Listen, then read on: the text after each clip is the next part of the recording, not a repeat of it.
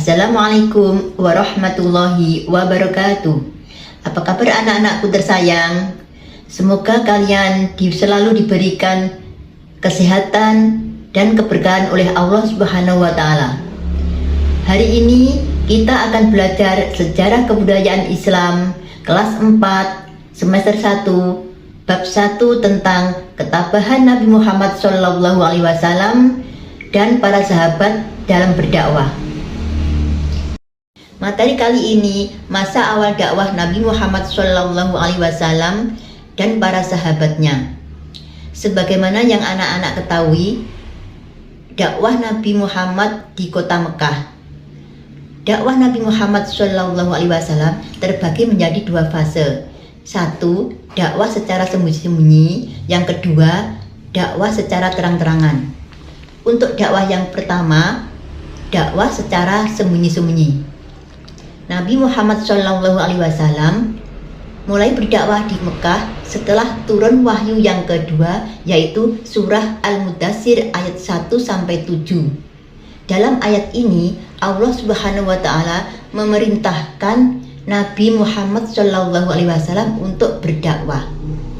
Di awal dakwahnya hanya terbatas kepada keluarganya dan dilakukan secara sembunyi-sembunyi di rumah Arkam bin Abil Arkam. Fase yang kedua yaitu dakwah secara terang-terangan. Setelah 3 tahun lamanya Nabi Muhammad SAW menjalankan dakwah secara sembunyi-sembunyi, suatu hari Rasulullah SAW mendapat perintah dakwah secara terang-terangan, yaitu yang ditandai dengan turunnya surah Al-Hijr ayat 94 yang berbunyi, A'udzubillahi minasyaitonirrajim, Bismillahirrahmanirrahim. Wasda bima tu'maru wa'arid 'anil musyrikin, yang artinya, maka sampaikanlah olehmu secara terang-terangan segala apa yang diperintahkan kepadamu dan berpalinglah dari orang-orang yang musyrik. Abu Lahab secara keras menolak, bahkan mengancam akan memusuhi Nabi Muhammad SAW apabila meneruskan dakwahnya. Nabi Muhammad SAW walaupun ancaman dan tantangan, beliau tetap tabah dan tidak putus asa. Selanjutnya kita akan ke materi tentang ketabahan Nabi Muhammad SAW dalam berdakwah. Ketabahan yang pertama yaitu ancaman paman Nabi Muhammad SAW. Pernah suatu hari ketika Nabi Muhammad SAW sedang sholat, datang Abu Lahab meletakkan kotoran di atas punggung beliau. Abu Lahab terkenal sebagai orang yang paling gigih menentang dakwah Nabi.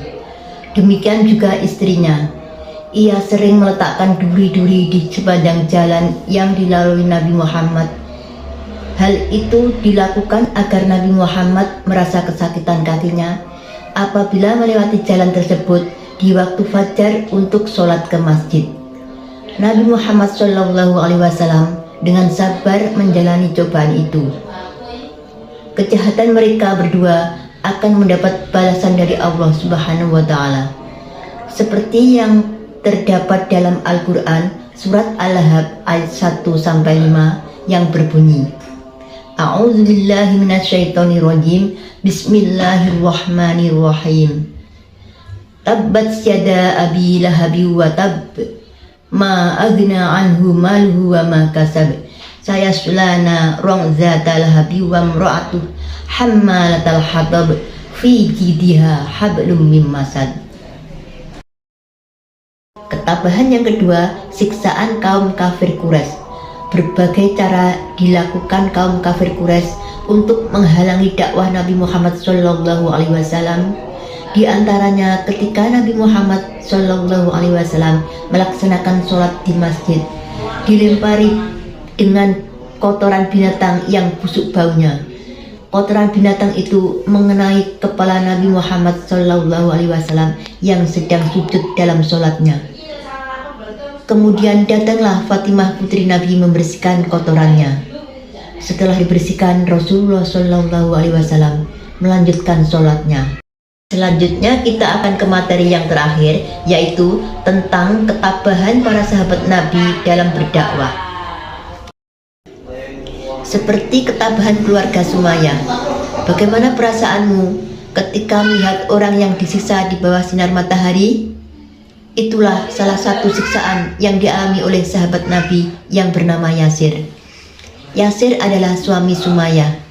Mereka sekeluarga disiksa oleh majikannya yang bernama Abu Jahal. Mereka diikat, kemudian diseret dan dijemur di panas matahari beralaskan pasir yang dibakar.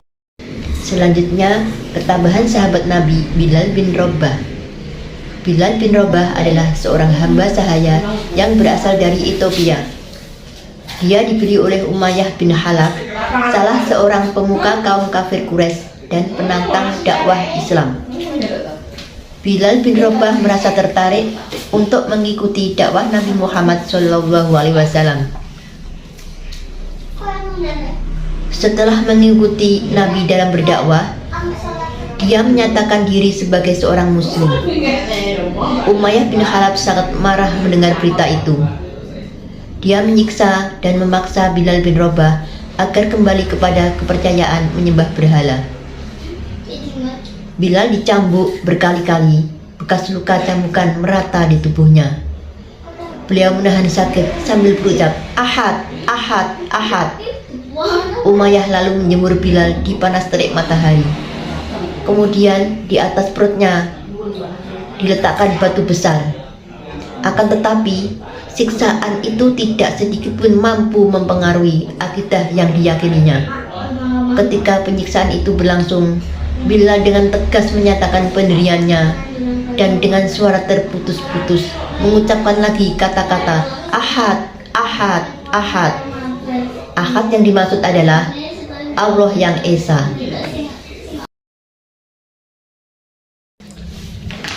Jadi, materi pelajaran yang dapat diambil: 1. Apapun rintangan yang menghadang di tengah-tengah perjuangan harus kita hadapi dengan penuh kesabaran, ketabahan, keberanian, dan tawakal kepada Allah Subhanahu wa Ta'ala. Yang kedua, berkorbanlah demi menegakkan agama Islam dengan melaksanakan segala perintahnya dan menjauhi larangannya. Berjuang di jalan Allah adalah sebaik-baiknya jalan. Yang ketiga, ketabahan adalah kunci keberhasilan dalam hal apapun. Harus bersikap tabah seperti halnya yang dilakukan Rasulullah SAW. Alhamdulillahirrabbilalamin. Akhirnya selesai materi pelajaran untuk hari ini. Semoga Allah memberikan pemahaman pada anak-anakku semua dan bermanfaat. Wassalamualaikum warahmatullahi wabarakatuh.